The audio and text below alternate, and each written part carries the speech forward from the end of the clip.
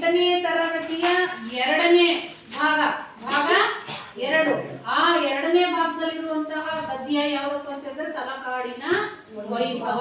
ಈ ಪಾಠವನ್ನ ಇದನ್ನು ನಾವು ಈ ತರಗತಿಯಲ್ಲಿ ಗಮನಿಸೋಣ. ತಲಕಾಡಿನ ವೈಭವ ಪಾಠದ ಲೇಖಕರು ಹಿರೇಮಲ್ಲೂರು ಈಶ್ವರನ್. ಲೇಖಕರ ಹೆಸರೇನು? ಹಿರೇಮಲ್ಲೂರು ಈಶ್ವರನ್. ಮೊದಲಿಗೆ ಹಿರೇಮಲ್ಲೂರು ಈಶ್ವರನ್ ರವರ ಪರಿಚಯವನ್ನು ನಾವು ಮಾಡ್ಕೊಳ್ಳೋಣ. ಹಿರೇಮಲ್ಲೂರು ಈಶ್ವರನ್ ಅವರ ಪರಿಚಯ ಭಾಗ. ಈಗ ಯಾರಾದ್ರೂ ಒಬ್ರು ಎದ್ದು ಹೋದ್ರಿ ಕೃತಿಕಾರರ ಪರಿಚಯ ಭಾಗವನ್ನ. ಹಿರೇಮಲ್ಲೂರು ಈಶ್ವರನ್ 11/1/1922, 22/6/1998. ಅವರ ಊರು ಹಾವೇರಿ ಜಿಲ್ಲೆಯ ಶಿಗ್ಗಾವಿ ತಾಲೂಕಿನ ಹಿರೇಮಲ್ಲೂರು. ಸಮಾಜಶಾಸ್ತ್ರರಾದ ಇವರು ಅಂತಾರಾಷ್ಟ್ರೀಯ ಪುರಸ್ಕೃತ ಸಾಹಿತಿ. ಲಿಂಗರಾಜ ಮಹಾವಿದ್ಯಾಲಯದಲ್ಲಿ MA ಪದವಿ ಪಡೆದ ಇವರು ಕೊಲ್ಲಾಪುರದಲ್ಲಿ ಕನ್ನಡ ಅಧ್ಯಾಪಕರಾಗಿ ಸೇವೆ ಆರಂಭಿಸಿದರು. ಆಕ್ಸ್ಫರ್ಡ್ ವಿಶ್ವವಿದ್ಯಾಲಯದಿಂದ ಡಾಕ್ಟರೇಟ್ ಪದವಿ ಪಡೆದ ಶ್ರೀಯುತರು ಕೆನಡಾದ ಯಾರ್ಕ್ ವಿಶ್ವವಿದ್ಯಾಲಯದಲ್ಲಿ ಸಮಾಜಶಾಸ್ತ್ರರಾದ ಪ್ರಾಧ್ಯಾಪಕರಾಗಿದ್ದರು. ಕವಿ ಕಂಡ ನಾಡು, ಪ್ರವಾಸ ಕಥನ, ವಿಷ ನಿಮಿಷಗಳು, ಭಾರತದ ಹಳ್ಳಿಗಳು, ವಲಸೆ ಹೋದ ಕನ್ನಡಿಗರ ಕಥೆ, ಹಲಾಹಲ, ರಾಜಾರಾಣಿ ದೇಕೋ, ಶಿವನ ಬುಟ್ಟಿ, ತಾಯಿ ನೋಟ ಮೊದಲಾದವು ಇವರ ಕೃತಿಗಳು. ಶ್ರೀಯುತರ ಹರಿಹರನ ಕೃತಿಗಳು ಒಂದು ಸಂಖ್ಯಾ ನಿರ್ಣಯ ಪ್ರಬಂಧಕ್ಕೆ ಡಾಕ್ಟರೇಟ್ ದೊರಕಿದೆ. ಹಿರೇಮಲ್ಲೂರು ಈಶ್ವರನ್ ಅವರ ಕವಿ ಕಂಡ ನಾಡು, ಪ್ರವಾಸ ಕಥನದಿಂದ ಪ್ರಕೃತ ಭಾಗವನ್ನು ಆರಿಸಿ ಸಂಪಾದಿಸಿ ನಿಗದಿಸಿ. ಇಷ್ಟು ಇವರ ಪರಿಚಯ ಅಲ್ವಾ? ಈಗ ಇವರ ಪೂರ್ಣ ವಿಚಾರವನ್ನು ನಾವು ನೋಡೋಣ. ತಲಕಾಡಿನ ವೈಭವ ಗದ್ಯ ಭಾಗದ ಲೇಖಕರು ಹಿರೇಮಲ್ಲೂರು ಈಶ್ವರನ್. ಪರೀಕ್ಷೆಗೆ 3 ಅಂಕದ ಪ್ರಶ್ನೆ ಕೇಳ್ತಾರಲ್ವಾ, ಅದರಲ್ಲಿ ನಾವು ಪ್ರಮುಖವಾಗಿ ಗಮನಿಸಬೇಕಾಗಿರುವಂತವು ಯಾವ್ಯಾವಪ್ಪ ಅಂತ ಹೇಳಿದ್ರೆ ಲೇಖಕರ ಕಾಲ, ಸ್ಥಳ, ಕೃತಿಗಳು ಮತ್ತು ಪ್ರಶಸ್ತಿಗಳು. ಇಷ್ಟನ್ನ ನಾವು ಗಮನಿಸಬೇಕು. ಹಾಗಿದ್ರೆ ಈಗ ಇವುಗಳನ್ನ ಪರಿಚಯ ನಾವು ಮಾಡ್ಕೊಳ್ಳೋಣ. ಹಿರೇಮಲ್ಲೂರು ಈಶ್ವರನ್ ಅವರ ಕಾಲ 11/1/1922. ಇದು ಅವರ ಜೀವಿತಾವಧಿ ಅಥವಾ ಅವರ ಕಾಲ. ಅಲ್ಲಿಂದ 22/6/1998, 22/6/1998 ಇಲ್ಲಿವರೆಗೂ ಅವರು ಜೀವಿಸಿದ್ರು ಅಂತ ಅರ್ಥ ಆಯ್ತಾ? ಇನ್ನು ಅವ್ರ ಸ್ಥಳ, ಊರು ಯಾವ್ದಪ್ಪ ಅಂತ ಹೇಳಿದ್ರೆ ಅವರ ಊರು ಹಾವೇರಿ ಜಿಲ್ಲೆಯ ಶಿಗ್ಗಾವಿ ತಾಲೂಕಿನ ಹಿರೇಮಲ್ಲೂರು. ಹಾವೇರಿ ಜಿಲ್ಲೆ ಶಿಗ್ಗಾವಿ ತಾಲೂಕು ಹಿರೇಮಲ್ಲೂರು ಅನ್ನೋ ಗ್ರಾಮದಲ್ಲಿ ಜನಿಸಿದ್ರು. ಸಮಾಜಶಾಸ್ತ್ರಜ್ಞರಾದ ಇವರು ಅಂತಾರಾಷ್ಟ್ರೀಯ ಪುರಸ್ಕೃತ ಸಾಹಿತಿ. ಇವರು ಯಾವ ವಿಷಯ ಬೋಧನೆ ಮಾಡ್ತಿದ್ದಪ್ಪ ಅಂತ ಹೇಳಿದ್ರೆ ಸಮಾಜ ಶಾಸ್ತ್ರವನ್ನ ಬೋಧನೆ ಮಾಡ್ತಾ ಇದ್ರು. ಅಂತಾರಾಷ್ಟ್ರೀಯ ಮಟ್ಟದ ಪ್ರಶಸ್ತಿಗಳು ಸಹ ಇವರಿಗೆ ಲಭಿಸಿದವೆ. ಲಿಂಗರಾಜ ಮಹಾವಿದ್ಯಾಲಯದಲ್ಲಿ MA ಪದವಿ ಪಡೆದ ಇವರು ಕೊಲ್ಲಾಪುರದಲ್ಲಿ ಕನ್ನಡ ಅಧ್ಯಾಪಕರಾಗಿ ಸೇವೆ ಆರಂಭಿಸಿದರು. ಆಕ್ಸ್ಫರ್ಡ್ ವಿಶ್ವವಿದ್ಯಾಲಯದಿಂದ ಡಾಕ್ಟರೇಟ್ ಪದವಿ ಪಡೆದ ಶ್ರೀಯುತರು ಕೆನಡಾದ ಯಾರ್ಕ್ ವಿಶ್ವವಿದ್ಯಾಲಯದಲ್ಲಿ ಸಮಾಜಶಾಸ್ತ್ರದ ಪ್ರಾಧ್ಯಾಪಕರಾಗಿದ್ದರು. ಇದು ಅವರ ವೃತ್ತಿ ಸೇವೆ. ಅರ್ಥ ಆಯ್ತಲ್ವಾ? ಇನ್ನು ಇವರು ಬರೆದಿರುವಂತಹ ಕೃತಿಗಳು ಯಾವ್ಯಾವುದು ಅಂತ ಹೇಳಿದ್ರೆ ಕವಿ ಕಂಠ ನಾಡು, ಇದು ಅವರ ಪ್ರವಾಸ ಕಥನ.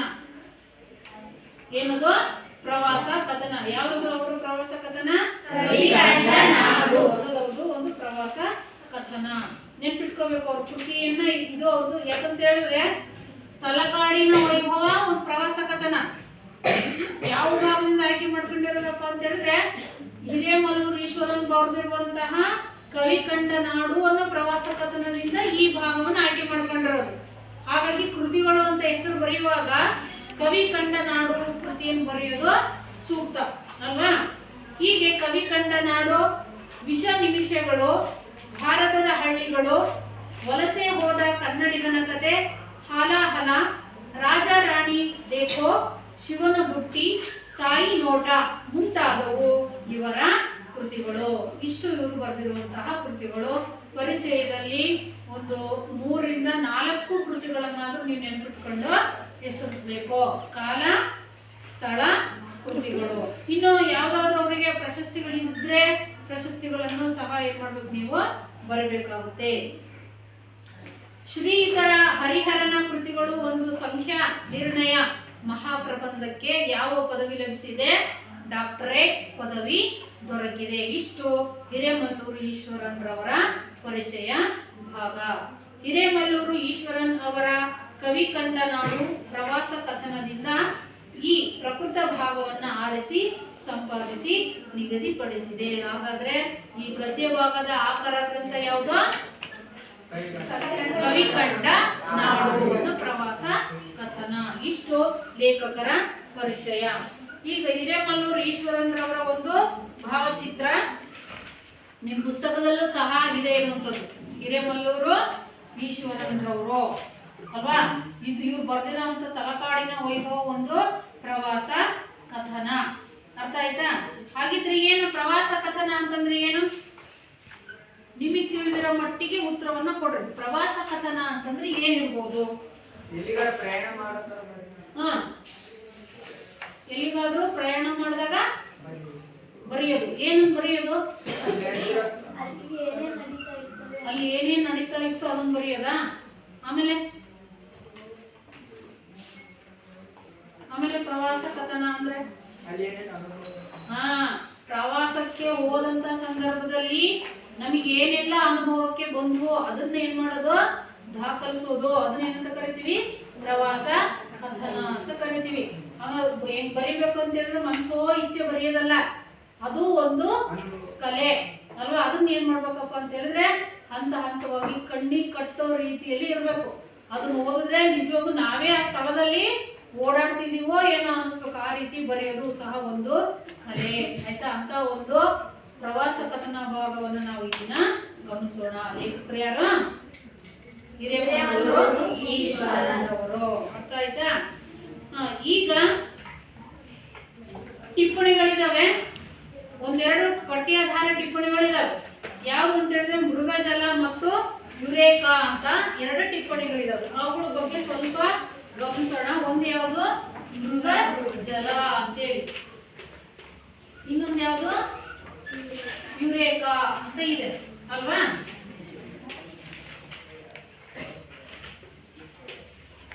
ಏನಂದ್ರೆ ಅನ್ನೋದನ್ನ ಇಲ್ಲಿ ಕೊಟ್ಟಿದ್ದಾರೆ. ಪಾಠದ ಮಧ್ಯೆ ಇವು ಬರ್ತವೆ. ಆಯ್ತಾ? ಮೃಗಜಲ ಮತ್ತು ಯುರೇಕಾ ಅನ್ನೋ ಪದಗಳು ಬರುತ್ತೆ. ಹಾಗಂದ್ರೆ ಏನು? ಮೊದಲಿಗೆ ಯಾವುದು? ಮೃಗಜಲ.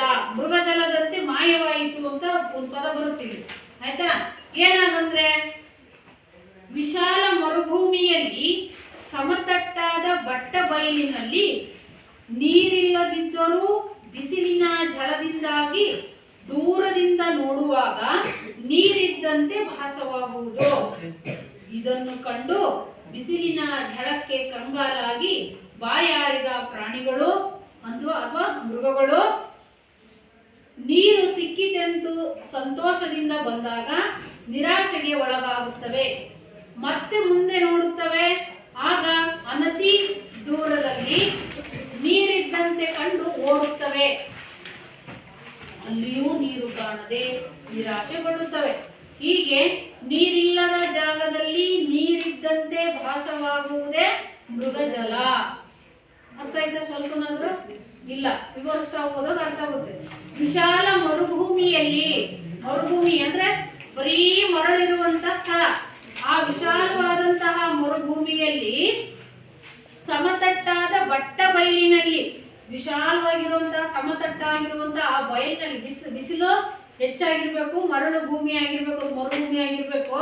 ಅವಾಗ ಒಂದು ಕಡೆ ನಿಂತು ಇನ್ನೊಂದು ಕಡೆ ನೋಡಿದ್ರೆ ಏನ್ ಅನ್ಸುತ್ತಪ್ಪ ಅಂತ ಹೇಳಿದ್ರೆ ದೂರದಲ್ಲಿ ನೀರಿದೆ ಏನೋ ಅಂತ. ಅದೇನಪ್ಪ ಅಂದ್ರೆ ಬಿಸಿಲಿನ ಜಳ ಆ ಮರಳಿನ ಮೇಲೆ ಬಿದ್ದಿದ್ರಿಂದ ಏನಾಗುತ್ತೆ, ಅಲ್ಲಿ ಏನೋ ಒಂದ್ ರೀತಿ ಹೊಗೆ ಆಕಾರದಲ್ಲಿ ನೀರು ಹರಿವಾಗ ಯಾವ ರೀತಿ ಕಾಣಿಸುತ್ತಲ್ವ ನಮಗೆ, ಆ ರೀತಿ ದೂರದಿಂದ ನೋಡುವಾಗ ಕಾಣಿಸುತ್ತೆ. ಅರ್ಥ ಆಯ್ತಾ? ಅಲ್ಲಿ ವಾಸ ಮಾಡುವಂತ ಪ್ರಾಣಿಗಳು ಏನ್ ಮಾಡ್ತವೆ ಅಂತ ಹೇಳಿದ್ರೆ ಅದನ್ನ ನೋಡ್ಬಿಟ್ಟು ನೀರು ಅಂದ್ಕೊಳ್ತಾವಂತೆ. ಏನ್ ಅಂದ್ಕೊಳ್ತವೆ? ನೀರಿದೆ ಅಲ್ಲಿ ಅಂತ ಹೇಳಿ ಬಾಯಾಗಿರುವಂತ ಆ ಪ್ರಾಣಿಗಳು ಏನ್ ಮಾಡ್ತವೆ, ಅಲ್ಲಿ ನೀರು ಕುಡಿಬೇಕು ಅಂತ ಹೇಳಿ ಅವಸರವಾಗಿ ಅಲ್ಲೋಗಿ ನೋಡಿದ್ರೆ ನೀರು ಇರೋದಿಲ್ಲ, ನಿರಾಶೆ ಆಗ್ತಾವ ಪ್ರಾಣಿಗಳು. ಮತ್ತ ಅಲ್ಲಿಂದ ಮುಂದಕ್ಕೆ ನೋಡಿದ್ರೆ ಮತ್ತೆ ಅಷ್ಟೇ ಅಂತರದಲ್ಲಿ ಮತ್ತೇನ ನೀರಿದೆ ಅನ್ನೋ ರೀತಿ ಕಾಣಿಸುತ್ತೆ. ಕಾರಣ ಏನಪ್ಪ ಅಂತ ಹೇಳಿದ್ರೆ ಆ ಬಿಸಿಲಿನ ತಾಪಕ್ಕೆ, ಮರಳ ಮೇಲೆ ಬಿದ್ದಿರುವಂತ ಬಿಸಿಲಿನ ತಾಪಕ್ಕೆ ಜಳ ಅಂತಿದ್ದಾನೆ. ಆ ತಾಪಕ್ಕೆ ಏನಾಗುತ್ತಪ್ಪ ಅಂತ ಹೇಳಿದ್ರೆ ಅಲ್ಲಿ ನೀರು ಹರಿತಾ ಇದೆಯೇನೋ ಅನ್ನೋ ರೀತಿ ಕಾಣಿಸುತ್ತೆ. ನೀವು ಗಮನಿಸಿರ್ಬೋದು, ಬಸ್ಗಳಲ್ಲಿ ಅಥವಾ ವಾಹನಗಳಲ್ಲಿ ಹೋಗುವಾಗ ಡಾಂಬರ್ ರೋಡ್ ಮೇಲೆ ಅಲ್ವಾ, ಡಾಂಬರ್ ರೋಡ್ ಮೇಲೆ ಹೋಗ್ತಾ ಇರುವಾಗ ಜಾಸ್ತಿ ಬಿಸಿಲು ಬಿದ್ದಿರುತ್ತಲ್ವಾ, ಏನು ಎದುರುಗಡೆ ವಾಹನಗಳು ಬರಬಾರ್ದು, ಒಂದೇ ಸಮಯ ಹೋಗ್ತಾರೋ ಅಷ್ಟು ದೂರದಲ್ಲಿ ನೀರು ಹೋಗ್ತಿದೇನ, ಅಲ್ಲಿ ಆ ಕಡೆಯಿಂದ ಈ ಕಡೆಗೆ ಹರಿತಿದೇನ ಅನ್ಸುತ್ತೆ. ನೀರೇನ ಅನ್ಬೇಕು, ಆದ್ರೆ ಅಲ್ಲಿ ಹೋದ್ ನೋಡಿದ್ರೆ ಮತ್ತೆ ಸಾಧಾರಣವಾಗಿ ದಾರಿ ವಿಶಾಲವಾಗಿ ಮುಂದೆ ಹೋಗಿರುತ್ತೆ. ಇದೇನು ಕಾರಣ ಅಂದ್ರೆ ಬಿಸಿಲಿನ ತಾಪಕ್ಕೆ ಆ ರೀತಿ ನಮ್ಗೆ ಅನ್ಸುತ್ತೆ. ಇದೇ ಮೃಗ ಜಲ. ನೋಡಿ, ಮೃಗ ಜಲ ಅಂದ್ರೆ ಪ್ರಾಣಿಗಳು ನೀರಿದೆ ಅಂತ ಹೇಳಿ ಭಾವಿಸಿ ಹೋಗಿ ನೋಡುದು, ನೀರಿರ್ಲಿಲ್ಲ, ಮತ್ತೆ ಅದೇ ರೀತಿ ಅನ್ಕೊಂಡು ಮತ್ತೆ ಹೋಗಿ ನೋಡುದು, ಅಲ್ಲೂ ನೀರು ಸಿಗ್ಲಿಲ್ಲ ಅವಕ್ಕೆ, ಅದನ್ನ ಏನಂತ ಕರೆದ್ರು ಮೃಗ ಜಲ. ಮೃಗ ನೀರು ಅನ್ಕೊಂತಲ್ವಾ, ಅದೇ ಮೃಗ ಜಲ. ಹೀಗೆ ಇದನ್ನು ಕಂಡು ಬಿಸಿಲಿನ ಜಳಕ್ಕೆ ಕಂಗಾಲಾಗಿ ಬಾಯಾರಿದ ಪ್ರಾಣಿಗಳು ನೀರು ಸಿಕ್ಕಿತ್ತೆಂದು ಸಂತೋಷದಿಂದ ಬಂದಾಗ ಏನಾಗ್ತವೆ ನೋಡಿ, ನೀರಿಲ್ಲಿದ್ದು ನೋಡಿ ಏನಾಗ್ತವೆ, ನಿರಾಶೆ ಆಗ್ತವೆ. ಅಲ್ಲಿಂದ ಮತ್ತೆ ಮುಂದೆ ನೋಡುತ್ತವೆ. ಆಗ ಅನತಿ ದೂರದಲ್ಲಿ ನೀರಿದ್ದಂತೆ ಕಂಡು ಮತ್ತೆ ಓಡುತ್ತವೆ, ಅಲ್ಲಿಯೂ ನೀರು ಕಾಣದೆ ನಿರಾಶೆಗೊಳ್ಳುತ್ತವೆ. ಹೀಗೆ ನೀರಿಲ್ಲದ ಜಾಗದಲ್ಲಿ ನೀರಿದ್ದಂತೆ ಭಾಸವಾಗುವುದೇ ಮೃಗಜಲ. ನೀರಿರಲ್ಲ, ಆದ್ರೂ ನೀರಿದೆ ಅನ್ನೋ ರೀತಿ ನಮಗೆ ಭಾಸವಾಗುತ್ತೆ, ಅನ್ಸುತ್ತಲ್ವಾ. ಅದನ್ನ ಏನಂತ ಕರೆದಿದ್ದಾರೆ ಇಲ್ಲಿ, ಮೃಗಜಲ ಅಂತ ಹೇಳಿ ಕರೆದಿದ್ದಾರೆ. ಇದು ಮೃಗಜಲ ಅಂದ್ರೆ ಏನು ಅರ್ಥ ಆಯ್ತಲ್ಲ. ಇನ್ನು ಯುರೇಕಾ ಅಂತ ಒಂದು ಪದ ಬರುತ್ತೆ. ಏನಪ್ಪ ಅಂತ ಹೇಳಿದ್ರೆ, ಆರ್ಕಿಮಿಡೀಸ್ ಅನ್ನೋ ಒಬ್ಬ ವ್ಯಕ್ತಿ ಸ್ನಾನದ ತೊಟ್ಟಿಯಲ್ಲಿ ಸ್ನಾನಕ್ಕಾಗಿ ಇಳಿದಾಗ ಸ್ವಲ್ಪ ನೀರು ಹೊರಗೆ ಚೆಲ್ತು. ನೀರು ಚೆಲ್ಲಲು ಕಾರಣವೇನಿರಬಹುದೆಂದು ಚಿಂತಿಸಿದಾಗ ತನ್ನನ್ನು ಕಾಡುತ್ತಿದ್ದ ಕಿರೀಟದ ಸಮಸ್ಯೆಗೆ ಪರಿಹಾರ ದೊರೆಯಿತು. ತಕ್ಷಣನೇ ಯುರೇಕಾ ಎಂದು ಒಪ್ಪಿಡುತ್ತಾ ಓಡಿದನು. ಅದೇ ರೀತಿ ಇಲ್ಲಿ ಲೇಖಕರು ಮತ್ತು ವಾಹನ ಚಾಲಕರು ವಿಜಯಪುರದ ಅರ್ಕೇಶ್ವರನ ಗುಡಿಯನ್ನು ಹುಡುಕುತ್ತಾ ಹೋಗಿ ಸಿಕ್ಕಿದಾಗ ಯುರೇಕಾ ಎಂದು ಕೂಗಿಕೊಂಡರು. ಆರ್ಕಿಮಿಡೀಸ್ ಅನ್ನೋ ಒಬ್ಬ ತತ್ವಜ್ಞಾನಿ ಇದ್ದ, ಆಯ್ತಾ. ಆತ ಏನ್ ಮಾಡ್ದಪ್ಪ ಅಂತ ಹೇಳಿದ್ರೆ, ಆತನ ರಾಜ ಒಂದು ಸಮಸ್ಯೆಯನ್ನ ಕೊಟ್ಟಿರ್ತಾನೆ, ಕಿರೀಟದ ತೂಕದ ಸಮಸ್ಯೆಯನ್ನ ಕಂಡುಹಿಡಿಬೇಕಾಗಿರ್ತವನು ಯಾರು, ಆರ್ಕಿಮಿಡೀಸ್. ಹೆಂಗೆ ಕಂಡುಹಿಡಿಯೋದು ಅಂತ ಅದೇ ಯೋಚನೆಯಲ್ಲೇ ಸ್ನಾನದ ತೊಟ್ಟಿಗೆ ಹೋಗಿ ನೀರಿಗೆ ಇಳಿತಾನೆ. ನೀರಿಗೆ ಇಳಿದಾಗ ಅವನ ತೂಕದಷ್ಟು ನೀರು ಏನಾಯ್ತು ಹೊರಗಡೆ ಅವಾಗ ತಕ್ಷಣನೇ ಅವನ ಕಿರೀಟದ ಸಮಸ್ಯೆಗೆ ಪರಿಹಾರ ದೊರಕ್ಬಿಡ್ತು. ತಕ್ಷಣನೇ ನಾನು ಕಂಡುಹಿಡಿದ್ಬಿಟ್ಟೆ ಅಂತೇಳಿ ಅಲ್ಲಿಂದ ಎದ್ದು ಆ ಸ್ಥಾನಕ್ಕೆ ಓಡಿ ಬರ್ತಾನೆ. ಅದನ್ನ ಕಂಡು ಹಿಡಿದೆ ಅನ್ನೋ ಪದನೇ ಯುರೇಕಾ. ಯುರೇಕಾ ಅಂದ್ರೆ ಏನ, ಕಂಡು ಹಿಡಿದ್ಬಿಟ್ಟೆ, ನನಗೆ ಗೊತ್ತಾಯ್ತು, ಪರಿಹಾರ ಸಿಕ್ತು ಅಂತ. ಹಿಂಗೆ ಅಲ್ಲಿಂದ ಏನ್ ಮಾಡ್ದಾತ, ಎದ್ದು ರಾಜನ ಬಳಿ ಓಡಿ ಬಂದ. ಅಂತದ್ದೇ ಒಂದು ಇಲ್ಲಿ ಸನ್ನಿವೇಶ ಎದುರಾಗುತ್ತೆ ಈ ಪಾಠದಲ್ಲಿ. ಏನಪ್ಪ ಅದು ಸನ್ನಿವೇಶ ಅಂತ ಹೇಳಿದ್ರೆ, ಲೇಖಕರು ಮತ್ತು ಅವರ ಸ್ನೇಹಿತರು ಎಲ್ಲರೂ ದೇವಾಲಯವನ್ನು ಹುಡುಕ್ತಾ ಹೋಗಿರ್ತಾರೆ. ಮಧ್ಯರಾತ್ರಿ ಕೊನೆಯದಾಗಿ ಒಂದು ಅರ್ಕೇಶ್ವರ ದೇವಾಲಯವನ್ನು ನೋಡ್ಬೇಕಾಗಿರುತ್ತೆ ಪ್ರವಾಸಕ್ಕೆ ಹೋಗುವಂತ ಸಂದರ್ಭದಲ್ಲಿ. ಮಧ್ಯರಾತ್ರಿ 1 ಗಂಟೆ ಅಲ್ವಾ, ಬೆಳದಿಂಗಳ ಸಮಯ, ಮರಳುಗಾಡಲ್ಲಿ, ತಲಕಾಡು ಮೊದಲೇ ಮರಳಿನ ಭೂಮಿ ಅದು ಅಲ್ವಾ, ಆ ಮರಳಲ್ಲಿ ದೇವಾಲಯ ಕೊನೆಯದಾಗಿ ಅದು ನೋಡ್ಲೇ ಹೋಗ್ಬೇಕು ಅಂತೇಳಿ ಪಣ ತೊಟ್ಟು ಹೋಗ್ತಾರೆ. ಆದ್ರೆ ಎಷ್ಟು ಹುಡುಕಿದ್ರು ದೇವಾಲಯ ಬೇಗ ಕಾಣಿಸೋದಿಲ್ಲ. ಅವ್ರಿಗೆ ಏನ್ ಮಾಡೋದು, ಗಾಡಿ ಹೋಗಿರುವಂತ ಗಾಡಿಯ ಮರಳ ಮುಂದಕ್ಕೆ ಹೋಗ್ತಾನೆ ಇಲ್ಲ. ಹಾಗಾಗಿ ವಾಹನವನ್ನು ಅಲ್ಲೇ ನಿಲ್ಲಿಸ್ಬಿಟ್ಟು ಲೇಖಕರು ಮತ್ತು ಆ ಗಾಡಿ ಓಡಿಸುವಂತಹ ಚಾಲಕ ಇಬ್ರು ಏನ್ ಮಾಡಿದ್ರು, ನಾವು ಇಳಿದ್ಬಿಟ್ಟು ಹೋಗಿ ಹುಡುಕ್ತಿವಿ ಸ್ವಲ್ಪ ದೂರ, ಏನಾದ್ರೂ ಕಾಣಿಸ್ತು, ದೇವಾಲಯ ಸಿಕ್ತು ಅಂತ ಹೇಳಿದ್ರೆ ನಿಮ್ಮನ್ನ ಕರಿತೀವಿ, ಆಮೇಲೆ ನೀವೆಲ್ಲರೂ ಅಲ್ಲಿ ಬರುವಂತ್ರಿ ಅಂತ ಹೇಳಿ ಇಳಿದ್ಬಿಟ್ಟು ಮಧ್ಯರಾತ್ರಿ ಚಂದ್ರನ ಬೆಳಕು ಬೇರೆ ಇತ್ತಲ್ವಾ, ಭಯ ಅನಿಸ್ಲಿಲ್ಲ, ಇಳಿದು ಹುಡುಕ್ತಾ ಮುಂದೆ ಹೋದ್ರು. ಆ ಮರಳಲ್ಲಿ ಹೋಗ್ತಾ ಸ್ವಲ್ಪ ದೂರ ಏನೋ ಬೆಳ್ಳಗೆ ಮಸ್ಕಾಗಿ ಕಾಣಿಸ್ತು. ಏನಿರುವುದು, ದೇವಸ್ಥಾನ ಏನೋ ಮಸ್ಕು ಬೆಳ್ಳಗೆ ಅಂದ ತಕ್ಷಣ ನಮ್ಮ ಮನಸ್ಸಿಗೆ ಏನ್ ಬರುತ್ತೆ, ಭೂತ ಅಂತ ಅಲ್ವಾ. ಭೂತ ಅಲ್ಲ, ಏನದು ದೇವಸ್ಥಾನದ ಶಿಖರ ಆ ರೀತಿ ಕಾಣಿಸ್ತು. ಇನ್ನೂ ಸ್ವಲ್ಪ ಹತ್ರಕ್ಕೆ ಹೋಗಿ ನೋಡಿದ್ರು ಅವಾಗ ಮನ್ಸಿಗೆ ಖಾತ್ರಿ ಆಯ್ತು, ಏನಂತ, ಓ ಅದೇ ದೇವಾಲಯ ಅಂತ ಗೊತ್ತಾದ ತಕ್ಷಣನೇ ಲೇಖಕರು ಜೋರಾಗಿ ಕೂಕೊಂಡ್ರು. ಏನಂತ, ಯುರೇಕಾ ಅಂತ ಕೂಕೊಂಡ್ರು. ಕೂತ್ಕೊಂಡ್ರಿ ಅಂದ್ರೆ ಅರ್ಥ ಕಂಡು ಹಿಡದೆ ಅಲ್ಲ ಆರ್ಕಮಿಡಿಸ್ ಏನ್ ಮಾಡಿದ ನೀರಿಂದು ಅವನ ದೇಹದ ನೀರು ಹೊರಗಡೆ ಚೆಲ್ದಾಗ ಯುರೇಕಾ ಅಂತ ಕೂಗಿದ್ನಲ್ವ ಕಂಡು ಹಿಡಿದ್ಬಿಟ್ಟೆ ಅಂತ ಹಂಗ ಇಲ್ಲಿ ಲೇಖಕರು ಕಂಡು ಹಿಡಿದೆ ಅಂದ್ರೆ ಯುರೇಕಾ ಅಂತ ಹೇಳಿ ಕೂಗಿದ್ರು ಜೋರಾಗಿ. ಇದೆಲ್ಲ ಯಾರಿಗೆ ಕೇಳಿ ಗಾಡಿ ಕೂತಿದ್ರಲ್ವಾ ಅವ್ರು ಕೇಳಿಸ್ಲಿ ಬರ್ಲಿ ಅಂತೇಳಿ ಆ ರೀತಿ ಕೂಗಿದ್ರು. ಆ ಸನ್ನಿವೇಶವನ್ನ ಚಿತ್ರಿಸ್ಲಿಕ್ಕೆ ಇಲ್ಲಿ ಆರ್ಕಮಿಡಿಸ್ನ ಪ್ರಸಂಗವನ್ನ ತಂದಿರುವಂತದ್ದು. ಹೀಗೆ ಅದೇ ರೀತಿ ಇಲ್ಲಿ ಲೇಖಕರು ತಮ್ಮ ವಾಹನ ಚಾಲಕರು ವಿಜಯಪುರದ ಅರ್ಕೇಶ್ವರನ ಗುಡಿಯನ್ನು ಹುಡುಕುತ್ತಾ ಹೋಗಿ ಸಿಕ್ಕಿದಾಗ ಏನಂತ ಕೂತ್ಕೊಂಡ್ರು ಯುರೇಕಾ ಎಂದು ಕೂಗಿಕೊಂಡರು. ಇವೆರಡು ಪಠ್ಯಾಧಾರ ಟಿಪ್ಪಣಿಗಳು. ಇನ್ನು ಪ್ರವೇಶ ಇನ್ನೊಬ್ರು ಯಾರಾದ್ರೂ ಬೇರೆ ಹೋದ್ರಿ ಆಶಯ ಇದೆಯಾ? ಆಶಯ ಭಾಗವನ್ನು ಹೋದ್ರಿ. ಕರ್ನಾಟಕ ಶ್ರೀಗಂಧ ಮತ್ತು ಚಂದನಗಳ ನಾಡು, ಚಿನ್ನದ ಖನಿ ಎಂಬ ಪ್ರತೀತಿ ಇದೆ. ಚಾಲುಕ್ಯ, ಹೊಯ್ಸಳ ಮುಂತಾದ ಶೈಲಿಗಳ ದೇವಾಲಯಗಳು ಹೇರಳವಾಗಿರುವುದರಿಂದ ಕರ್ನಾಟಕ ದೇವಾಲಯಗಳ ನಾಡು ಹೌದು. ಕರ್ನಾಟಕದ ತಲಕಾಡು ಪ್ರಕೃತಿ ಸೌಂದರ್ಯದಿಂದ ಕೂಡಿರುವುದರ ಜೊತೆಗೆ ರಾಜಮನೆತನಗಳ ವೈಭವಗಳನ್ನು ದೇವಾಲಯಗಳ ಸೌಂದರ್ಯವನ್ನು ಹೊಂದಿರುವುದು ವಿಶೇಷ. ಅದರಲ್ಲೂ ಪಂಚ ಶಿವಾಲಯಗಳು ಆಸಕ್ತಿಕರ ಚಿತ್ತವನ್ನು ಗಮನ ಸೆಳೆಯುವಲ್ಲಿ ಮಹತ್ವದ ಪಾತ್ರ ವಹಿಸಿವೆ. ಪ್ರವಾಸಿಗರ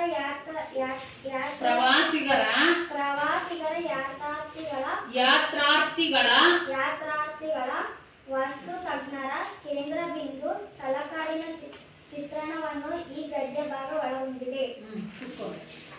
ಕರ್ನಾಟಕ ಶ್ರೀಗಂಧ ಮತ್ತು ಚಂದನಗಳ ನಾಡು, ಶ್ರೀಗಂಧದ ನಾಡು ಅಂತ ಕರಿತೀವಿ ನಮಗೆ ಯಾವ್ದನ್ನ ಕರ್ನಾಟಕವನ್ನ. ಚಿನ್ನದ ಕನಿ ಅಂದ್ರೆ ಗಣಿ ಅಲ್ವಾ, ಚಿನ್ನದ ಕನಿ, ಚಿನ್ನ ದೊರೆಯುವಂತ ನಾಡು ಕರ್ನಾಟಕ ಎಂಬ ಪ್ರತೀತಿ ಇದೆ ಅನ್ನೋ ಹೆಸರು ಇದೆ. ಇದೇನು ನಮ್ಮ ಕರ್ನಾಟಕಕ್ಕೆ ಇದೆ ತಾನೆ ಇದೆ. ಚಾಲುಕ್ಯ, ಹೊಯ್ಸಳ ಮುಂತಾದ ಶೈಲಿಗಳ ದೇವಾಲಯಗಳು ಹೇರಳವಾಗಿರುವುದರಿಂದ ಕರ್ನಾಟಕ ದೇವಾಲಯಗಳ ನಾಡು ಹೌದು. ಹೆಚ್ಚಿನ ದೇವಾಲಯಗಳು ಬೇರೆ ರಾಜಮನೆತನಗಳೆಲ್ಲ ನಮ್ಮ ಕರ್ನಾಟಕವನ್ನು ಆಳಿ ಹೋಗಿದಾವಲ್ವಾ, ಆ ರಾಜವಂಶಗಳು ಆಳಿ ಹೋಗಿರುವಂತಹ ರಾಜವಂಶಗಳು ತಮ್ಮ ಶೈಲಿಯದ್ದೇ ಆಗಿರುವಂತಹ ದೇಗುಲಗಳನ್ನು ನಿರ್ಮಾಣ ಮಾಡಿದ್ದಾರೆ. ಅಂತ ದೇಗುಲಗಳು ಇರುವಂತಹ ನಾಡು ದೇವಾಲಯಗಳ ನಾಡು ಸಹ ಹೌದು. ಯಾವುದು ನಮ್ಮ ಕರ್ನಾಟಕ. ಕರ್ನಾಟಕದ ತಲಕಾಡು ಪ್ರಕೃತಿ ಸೌಂದರ್ಯದಿಂದ ಕೂಡಿರುವುದರ ಜೊತೆಗೆ ರಾಜಮನೆತನಗಳ ವೈಭವಗಳನ್ನು ದೇವಾಲಯಗಳ ಸೌಂದರ್ಯವನ್ನು ಹೊಂದಿರುವುದು ವಿಶೇಷ. ಅದರಲ್ಲೂ ಪಂಚ ಶಿವಾಲಯಗಳು ಆಸ್ತಿಕರ ಚಿತ್ತವನ್ನು ಗಮನ ಸೆಳೆಯುವಲ್ಲಿ ಮಹತ್ವದ ಪಾತ್ರ ವಹಿಸಿವೆ. ಪ್ರವಾಸಿಗರ, ಯಾತ್ರಾರ್ಥಿಗಳ, ವಾಸ್ತು ತಜ್ಞರ ಕೇಂದ್ರ ಬಿಂದು ತಲಕಾಡಿನ ಚಿತ್ರಣವನ್ನು ಈ ಗದ್ಯ ಭಾಗ ಒಳಗೊಂಡಿದೆ ಅಂತದೊಂದು ಪರಿಚಯ ಇಲ್ಲಿ ಇಟ್ಟಿರುವಂಥದ್ದು. ಅದರಲ್ಲಿ ಕರ್ನಾಟಕದ ತಲಕಾಡು ನಾಡೇನಿದೆಯಲ್ವಾ, ಪ್ರಕೃತಿ ಸೌಂದರ್ಯದಿಂದ ಕೂಡಿರುವುದರ ಜೊತೆಗೆ ಆ ತಲಕಾಡನ್ನ ಅನೇಕ ರಾಜಮನೆತನಗಳು ಆಳಿ ಹೋಗಿರುವಂಥದ್ದು. ಈ ಪಾಠ ಮಾಡುವಾಗ ಬರುತ್ತೆ ತಲಕಾಡನ್ನ ಯಾವ್ಯಾವ ರಾಜಮನೆತನಗಳು ಆಳ್ವಿಕೆ ಮಾಡುದು ಅಂತ. ಆ ರಾಜಮನೆತನಗಳ ವೈಭವಗಳನ್ನು ದೇವಾಲಯಗಳ ಸೌಂದರ್ಯವನ್ನು ಹೊಂದಿರುವುದು ವಿಶೇಷ. ಯಾವ್ಯಾವ ದೇವಾಲಯಗಳು ಯಾವ್ಯಾವ ರೀತಿ ಇದಾವೆ ಅಂತ. ಅದರಲ್ಲೂ ಪಂಚ ಶಿವಾಲಯಗಳು ಯಾವುದು? ಪಂಚ ಶಿವಾಲಯ, 5 ಶಿವಾಲಯಗಳ ದೇವಾಲಯಗಳ ಹೆಸರುಗಳು ಬರ್ತವೆ. ಅದೇ ಕೊನೆಯದಾಗಿ ಅರ್ಕೇಶ್ವರ ಹೇಳಿದ್ನಲ್ವಾ, ಅದು ಕೊನೆಯದು, ಉಳಿದ ಹೆಸರುಗಳು ಬರುತ್ತೆ. ಆಸ್ತಿಕರ ಚಿತ್ತವನ್ನು ಗಮನ ಸೆಳೆಯುವಲ್ಲಿ ಮಹತ್ವದ ಪಾತ್ರ ವಹಿಸಿವೆ. ಏನ್ ಆಸ್ತಿಕರು ಅಂತಂದ್ರೆ, ಆಸ್ತಿಕರು ಅಂತ ಒಂದು ಪದ ಬಂತಿಲ್ಲಿ ಅಲ್ವಾ. ಏನ್ ಆಸ್ತಿಕರು ಅಂತಂದ್ರೆ ಏನು? ಏನ್ ಆಸ್ತಿಕ ಅಂತ ಹೇಳಿದ್ರು ಅಲ್ಲ, ಏನೋ ಉತ್ತರ ಬಂತು. ಏನಪ್ಪ? ಆಸ್ತಿ ಇರುವಂತವ್ರು ಆಸ್ತಿಕರ. ದೇವರಲ್ಲಿ ಇರೋ ಅಂತವ್ರು, ನಂಬಿಕೆ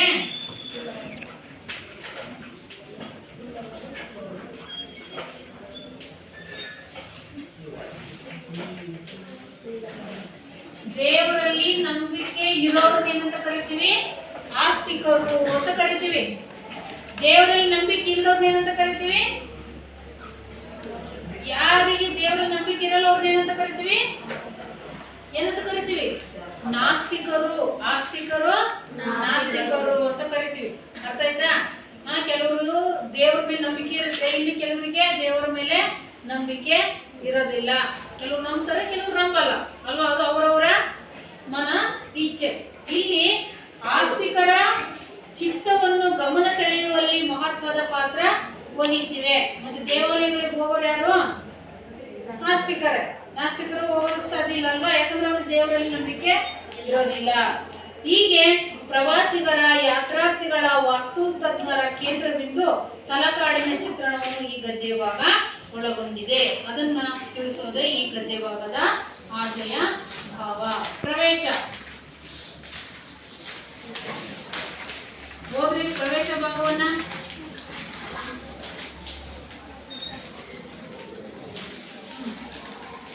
ಪ್ರವೇಶ. ನಾವು ಇದು ಧಾರ್ಮಿಕ ಭಾವನೆ, ಪ್ರಕೃತಿ ವೀಕ್ಷಣೆ, ಶೈಕ್ಷಣಿಕ ಅರಿವು, ಮನೋರಂಜನೆ ಮೊದಲಾದ ಉದ್ದೇಶಗಳಾಗಿವೆ. ದೇಶಗಳಿಗಾಗಿ ದೇಶ ವಿದೇಶಗಳ ಪ್ರವಾಸ ಕೈಗೊಂಡು ಲೋಕಾನುಭವ ಪಡೆಯುತ್ತಿದ್ದೇವೆ.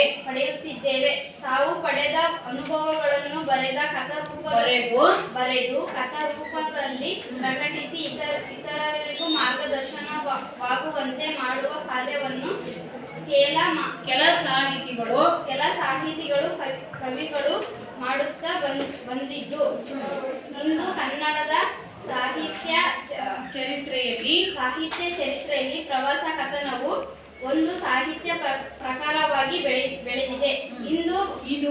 ಇದು ವಾಚಕರಿಗೆ ಪ್ರವಾಸದ ಪರೋಕ್ಷ ಮಾಹಿತಿಯನ್ನು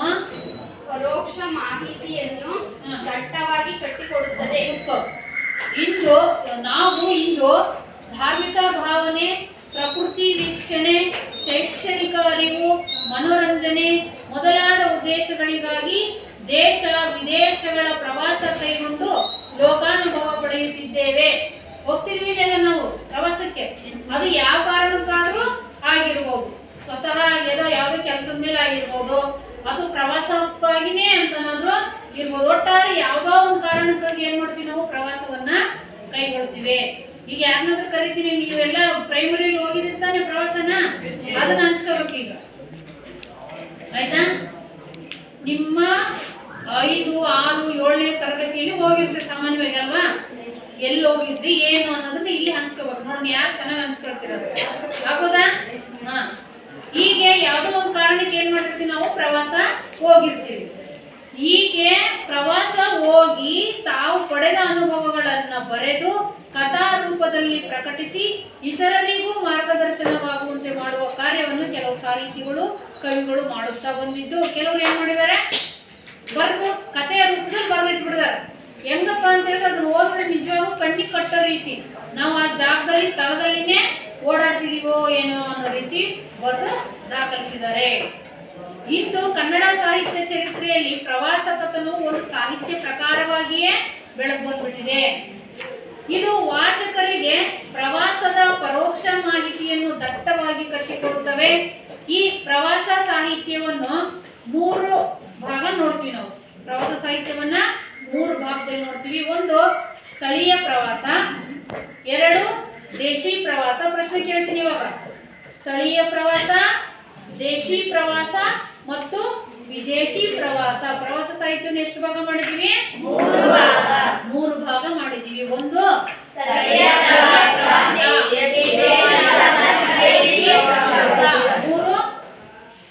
3 ವಿದೇಶಿ ಪ್ರವಾಸ ಅಂತೇಳಿ 3 ಭಾಗ ಮಾಡಿದೀವಿ.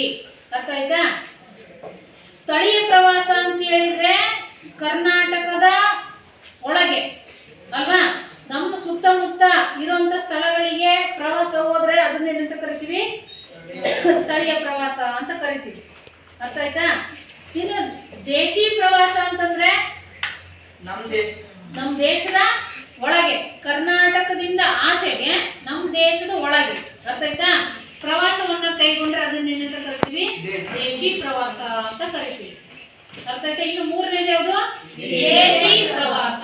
ವಿದೇಶಿ ಪ್ರವಾಸ ಅಂತ ಹೇಳಿದ್ರೆ ನಮ್ಮ ದೇಶದಿಂದ ಆಚೆಗೆ ಬೇರೆ ಬೇರೆ ಬೇರೆ ಬೇರೆ ದೇಶಗಳಿಗೆ ಪ್ರವಾಸ ಹೋದ್ರೆ ಅದನ್ನ ಏನಂತ ಕರಿತೀವಿ? ವಿದೇಶಿ ಪ್ರವಾಸ ಅಂತ ಹೇಳಿ ಕರಿತೀವಿ. ನೋಡ್ರಿ, ನೀವು 3 ತರಗತಿಗೂ ಒಂದೊಂದು ಪ್ರವಾಸ ಕಥನ ಇಟ್ಟಿದ್ದಾರೆ. ನಿಮಗೆ ಇಲ್ಲಿ ಸ್ಥಳೀಯ ಪ್ರವಾಸ ಇದೆ. 8ನೇ ತರಗತಿಗೆ ಏನಿದೆ? ಸ್ಥಳೀಯ ಪ್ರವಾಸ ಇದೆ, ತಲಕಾಡಿನ ವೈಭವ. 9ಕ್ಕೆ ದೇಶಿ ಪ್ರವಾಸ ಕಥನ ಇದೆ. 10ಕ್ಕೆ ವಿದೇಶಿ ಪ್ರವಾಸ ಕಥನ ಇದೆ. ನೋಡ್ರಿ, 8ನೇ ಕ್ಲಾಸಿಗೆ ಇಲ್ಲಿ ಇರ್ತೀರಿ ಅಂತ 9ನೇ ಕ್ಲಾಸಿಗೆ ಏನು ನಮ್ಮ ದೇಶದೆಲ್ಲ ಸುತ್ತುವರಿತೀರಿ ಅಂತ ಬೆಳಗಿನ ತಾಣ ಜಯಪುರ ಅಂತ ಬರುತ್ತೆ. ಜಯಪುರಕ್ಕೆ ಹೋಗ್ತೀವಿ ಯಾವಾಗ? 9ನೇ ತರಗತಿ. ಈಗ ಎಲ್ಲಿ ಹೋಗಿದ್ದೀವಿ? ತಲಕಾಡಿಗೆ ಹೋಗಿದ್ದೀವಿ. 10ನೇ ತರಗತಿಗೆ ಎಲ್ಲಿ ಹೋಗ್ತೀವಿ? ಲಂಡನ್ ನಗರ ಅಂತಿದೆ, ಅದು ವಿದೇಶಿ ಪ್ರವಾಸ ಕಥನ. ಅಂದ್ರೆ ಎಲ್ಲಿ ಹೋಗ್ತೀರಿ ನೀವಂತ? ಲಂಡನ್ ನಗರಕ್ಕೆ. ಯಾರು ಗಮನ ಕೊಟ್ಟು ಪಾಠವನ್ನು ಆಲಿಸ್ತಾರೋ ಅವರಿಗೆ ಅಲ್ಲಿಗೆ ಹೋಗಿದ್ದೀವಿ ಅನ್ಸುತ್ತಿದೆ ಪ್ರವಾಸ ಕಥನ. ಅರ್ಥ ಆಯ್ತಾ? ಹಿಂಗೆ 3 ಪ್ರವಾಸ ಕಥನಗಳನ್ನು ಸಹ ನೀವು ನೋಡ್ತೀರಿ. ಈಗ 3 ಭಾಗ ಮಾಡಿದೀವಿ. ಪ್ರಕೃತ ಪ್ರವಾಸ ಕಥನವು ಸ್ಥಳೀಯ ಪ್ರವಾಸವಾಗಿದ್ದು, ಅಂದ್ರೆ ಕರ್ನಾಟಕದ ಒಳಗಡೆ ಇರುವಂತ ನಮ್ಮ ಸುತ್ತಮುತ್ತ ಇರುವಂತದ್ದಾಗಿದ್ದು, ತಲಕಾಡಿನ ಸಾಮಾಜಿಕ, ರಾಜಕೀಯ, ಧಾರ್ಮಿಕ ಸ್ಥಳ ಪುರಾಣವನ್ನು ತಿಳಿಸುತ್ತಾ ಸಮಗ್ರ ಇತಿಹಾಸವನ್ನು ಓದುಗರ ಮನ ಮಿಡಿಯುವಂತೆ ವಿವರಿಸಲಾಗಿದೆ. ಇಲ್ಲಿ ತಲಕಾಡಿನ ಇತಿಹಾಸದಲ್ಲಿ ಆಯ್ತಾ, ಆ ತಲಕಾಡನ್ನ ಯಾರು ಆಳ್ವಿಕೆ ಮಾಡಿದ್ರು, ಆಯ್ತಾ, ಬಹು ವರ್ಷಗಳ ಕಾಲ ಯಾವ ರಾಜ ಅದನ್ನ ತನ್ನ ಹತೋಟಿಯಲ್ಲಿ ಇಟ್ಕೊಂಡಿದ್ದ, ಅದರ ಧಾರ್ಮಿಕ ಸ್ಥಳ ಪುರಾಣಗಳ ಏನು, ಇದೆಲ್ಲವನ್ನ ತಿಳಿಸ್ಕೊಡೋದು ಈ ಪಾಠದ ಒಂದು ಉದ್ದೇಶ ಆಗಿದೆ. ಅರ್ಥ ಆಯ್ತಾ? ಇವತ್ತು ಇಲ್ಲಿಗಿರ್ಲಿ. ಈಗ ನಾವೇನ್ ಪ್ರವಾಸ ಕಥನ ಹೇಳ್ಬೇಕು ಅಂತ ಹೇಳಿದ್ನಲ್ವಾ, ನಿಮ್ಗೆ ಅನುಭವ ಹೇಳ್ಬೇಕು ಅಂತ ಹೇಳಿದ್ನಲ್ವಾ, ಈಗ ನಿಮಗೆ ಏನ್ ನೆನಪಿ ಬರುತ್ತೋ ಅದು. ಪ್ರವಾಸ ಅಂತ ಹೋಗಿದ್ದೀರಲ್ವಾ, ಅದನ್ನ ಇಲ್ಲೊಂದು 2 ನಿಮಿಷ ಹಂಚ್ಕೋಬೇಕು. ಒಂದು 2 ನಿಮಿಷನ ಅಥವಾ 1 ನಿಮಿಷನ ಪ್ರವಾಸ ಅಂತ ಮಾಡಿದಿರಲ್ವಾ, ಯಾರು ಅದನ್ನ ಅಚ್ಚುಕಟ್ಟಾಗಿ ಹೇಳ್ತೀರಿ ನೋಡೋಣ. ಯಾರು ಹೇಳ್ತೀರಿ ಮೊದಲಿಗೆ? ಬೇಕಿದ್ರೆ ನೀವು ನಿಂತಲ್ಲೇ ನಿಂತ್ಕೊಂಡು ಹೇಳ್ಬೋದು. ಪ್ರವಾಸ ಹೋಗಿ ಬಂದಂತಹ ಅನುಭವವನ್ನು ಹೇಳ್ಕೊಡೋದೇ ಪ್ರವಾಸ ಕಥನ. ನಾವು 7ನೇ ತರಗತಿ ಇಲ್ಲಿ ಬಂದು ಹೇಳ್ಬೋದಾ? ನಾವು 7ನೇ ತರಗತಿಯಲ್ಲಿ ಮಲ್ಪೆ ಬೀಚ್ ಹೋಗಿದ್ವಿ. ಮತ್ತೆ ಉಡುಪಿ ಇಲ್ಲಿಂದ ಪ್ರಾರಂಭ ಆಗಿ ಅಲ್ಲೆಲ್ಲೆಲ್ಲಿ ನೋಡಿದೆ, ಮತ್ತೆ ಇಲ್ಲಿಗೆ ಎಷ್ಟು ಸಮಯಕ್ಕೆ ಇಲ್ಲಿಗೆ ಬಂದೆ? ರಾತ್ರಿ 10-12 ಗಂಟೆಗೆ ಇಲ್ಲಿಂದ ಬಸ್ಸಿಗೆ ಹೋದ್ವಿ. ಹೋಗಿ ಮಲ್ಪೆ ಬೀಚಿಗೆ 7-8 ಗಂಟೆಗೆ ಮಲ್ಪೆ ಬೀಚಿಗೆ ಬಂದ್ವಿ. ಸರಿ. ಅಲ್ಲಿ ಹೋಗಿ ಉಡುಪಿ ಮಲ್ಪೆ ಬೀಚಲ್ಲೆಲ್ಲ ಆಟ ಆಡಿ, ಮಲ್ಪೆ ಬೀಚ್ ಮುಂದೆ ಸ್ವಲ್ಪ ನಡ್ಕೊಂಡು ಹೋಗಿ ಅಲ್ಲಿ ಸ್ನಾನ ಮಾಡಿ ಉಡುಪಿಗೆ ಹೋದ್ವಿ. ಉಡುಪಿ ಶ್ರೀಕೃಷ್ಣ ದೇವಸ್ಥಾನಕ್ಕೆ ಹೋಗಿ ಕನಕದಾಸರಿಗೆ ಶ್ರೀಕೃಷ್ಣ ದೇವರು ಹಿಂದೆ ತಿರುಗಿ ಅವ್ರ ದರ್ಶನ ಕೊಟ್ಟಿದ್ರು. ಅದನ್ನ ನೋಡಿ ದೇವಸ್ಥಾನ ಎಲ್ಲ ಸುತ್ತಿ ಮತ್ತೆ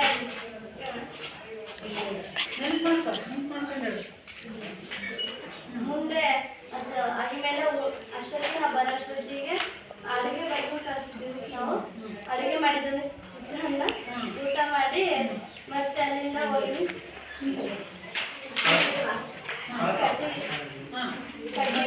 ಶೃಂಗೇರಿನ ಲಾಸ್ಟ್ ಶೃಂಗೇರಿ ಹೋಗಿದ್ದು. ಕಟೀಲು ಹೋಗಿದ್ವಿ. ಕಟೀಲಲ್ಲಿ ದುರ್ಗಾ ಪರಮೇಶ್ವರಿ ದೇವಸ್ಥಾನಕ್ಕೆ ಹೋಗಿದ್ವಿ. ಅಲ್ಲೋಗಿ ಕಾರ್ಕಳ ಗೊಮ್ಮಟೇಶ್ವರ ಮುಖಿ ಅದನ್ನ ಮಾಡೋದು. ಆಮೇಲೆ ಲಾಸ್ಟ್ ರಾತ್ರಿ ಸಂಜೆ ಮಂಗಳೂರಿಗೆ ಹೋದ್ವಿ. ಅಲ್ಲಿ ಬೀಚಿಗೆ ಹೋಗೋಣ ಅಂತ ಇದ್ವಿ. ಅಲ್ಲಿ ಝೂ ಸಿಕ್ವಿ. ಝೂಗೆ ಹೋಗಿ ಪ್ರಾಣಿಗಳು ಪಕ್ಷಿಗಳು ಎಲ್ಲ ನೋಡ್ಕೊಂಡು ರಾತ್ರಿ ಮಂಗಳೂರು ಮುಂದೆ ಒಂದು ಊರು ಇಟ್ಕೊಂಡು ಅಲ್ಲೇ ಉಳ್ಕೊಂಡ್ವಿ ಅವತ್ತು ರಾತ್ರಿ. ಮತ್ತೆ ಬೆಳಿಗ್ಗೆ ಸ್ನಾನ ಮಾಡಿ ಧರ್ಮಸ್ಥಳಕ್ಕೆ ಹೋದ್ವಿ. ಧರ್ಮಸ್ಥಳ ಮಂಜುನಾಥ ದೇವಸ್ಥಾನಕ್ಕೆ ಹೋದ್ವಿ. ಅಲ್ಲಿ ಎಲ್ಲ ದೇವಸ್ಥಾನ ಸುತ್ತಿ ದೇವಸ್ಥಾನ ನೋಡಿ ಬಂದ್ವಿ. ಬಂದು ದೇವಸ್ಥಾನದಲ್ಲಿ ಏನು ಪ್ರಸಾದ ಇರಲಿಲ್ವಾ? ಸಮಯ ಎಷ್ಟಾಗಿತ್ತು ಅವಾಗ? 10 ಗಂಟೆ. 10 ಗಂಟೆ. ಓಕೆ. ಅದಾಗಿ ಬಂದ್ವಿ. ಬಂದು ಪಲಾವ್ ಮಾಡಿದ್ವಿ. ತಿಳ್ಕೊಂಡಿದ್ದು ಸಂಜೆ ರಾತ್ರಿ ಪಲಾವ್ ಮಾಡಿದ್ವಿ. ಊಟ ಮಾಡಿ ಮತ್ತೆ ಹೊರನಾಡು ಅನ್ನಪೂರ್ಣೇಶ್ವರಿ ಹೋಗಿದ್ವಿ. ಹೊರನಾಡು ಅನ್ನಪೂರ್ಣೇಶ್ವರಿ ಹೋಗೋಷ್ಟಿಗೆ ರಾತ್ರಿ ಸಂಜೆ ಆಗಿತ್ತು ಸರ್. ಸಂಜೆ ಹೊರನಾಡು ಅನ್ನಪೂರ್ಣೇಶ್ವರಿಗೆ ಹೋಗಿ ಕಳಶ ಹೊರನಾಡು ಅನ್ನಪೂರ್ಣೇಶ್ವರಿಗೆ ಹೋದ್ವಿ. ಅಲ್ಲೆಲ್ಲ ದೇವಸ್ಥಾನ ನೋಡಿ ಮತ್ತೆ ರಾತ್ರಿ ಶೃಂಗೇರಿ ಅಂತ ಹೋಗ್ತೀವಿ. ಶೃಂಗೇರಿಗೆ ಹೋಗಿ ಅಲ್ಲಿ ಜಾತ್ರೆ ಹೋಗ್ತೀವಿ. ಜಾತ್ರೆ ಎಲ್ಲ ಎಂಜಾಯ್ ಮಾಡಿ ದೇವಸ್ಥಾನ ನೋಡಿ ರಾತ್ರಿ 11-10 ಗಂಟೆ ಆಗಿತ್ತು. ಅಷ್ಟರಲ್ಲಿ ಅಲ್ಲಿಂದ ಹೊರಟು ಇಲ್ಲಿ 5 ಗಂಟೆ 6 ಗಂಟೆ ಬೆಳಗಿನ ಜಾವ 5:30-6 ಗಂಟೆ ಸುಮಾರು ಬಂದ್ರಿ ಅಲ್ವಾ? ಕೂತ್ಕೋ. ಇದೇ ಪ್ರವಾಸ ಕಥನ ಅಲ್ವಾ? ಇವರು ದಿಢೀರ್ ಅಂತ ಕರೆದಿದ್ರಿಂದ ಹೆಂಗೋ ನೆನ್ಪು ಮಾಡ್ಕೊಂಡು ಹೇಳಿದ್ರು ಅಲ್ವಾ? ನಿಮಗೆ ಇನ್ನೊಂದು ಅವಕಾಶ ಏನು ಅಂತ ಹೇಳಿದ್ರೆ, ಇಲ್ಲಿ ಲೇಖಕರು ನಾನು ಪ್ರಾರಂಭ ಮಾಡ್ತೀನಿ, ನಾಳೆ ಪಾಠ ಶುರು ಮಾಡ್ತೀನಿ ತಾನೆ. ನಾಳೆ ನೀವೆಲ್ಲ ಏನ್ ಮಾಡ್ಬೇಕಪ್ಪ ಅಂತ ಹೇಳಿದ್ರೆ, ನೀವು ನಿಮ್ಮ ಕುಟುಂಬದ ಜೊತೆ ಹೋಗಿರ್ತೀರೋ ಅಥವಾ ಬೇರೆ ನಿಮ್ಮ ಸ್ನೇಹಿತರ ಜೊತೆಗೆ ಹೋಗಿರ್ತೀರೋ, ಪ್ರವಾಸ ಅಂತ ಹೋಗಿರ್ತೀರಲ್ವ, ಅದೆಲ್ಲವನ್ನ ಅಚ್ಚುಕಟ್ಟಾಗಿ ಬರ್ಕೊಂಡು ಬರ್ಬೇಕು ನಾಳೆ. ಅರ್ಥಾಯ್ತಾ? ಇಲ್ಲಿಂದ ನಿಮ್ಮ ಪ್ರಯಾಣ ಶುರುವಾಗಿದ್ದು ನಿಮ್ಮ ಪ್ರಯಾಣ ಕೊನೆಗೊಂಡಿದ್ದು ಎಲ್ಲವನ್ನ ಅಲ್ಲಿ ನಿಮ್ಗೆ ಏನೇನು ಅನುಭವಕ್ಕೆ ಬಂತ ಎಲ್ಲವನ್ನ ಚಿತ್ರಿಸ್ತಾ ಹೋಗ್ಬೇಕು. ಅರ್ಥಾಯ್ತಾ? ನೋಡೋಣ ಯಾರು ಚೆನ್ನಾಗಿರುತ್ತೆ ಅಂತ ನಾಳೆ ನೋಡೋಣ ಅಲ್ವಾ? ಲಕ್ಷ್ಮಿಗೊಂದು ಚಪ್ಪಾಳೆ. ನಾಳೆ ಇಲ್ಲಿಂದ ಮುಂದುವರೆದ ಭಾಗವನ್ನು ನಾವು ನೋಡೋಣ.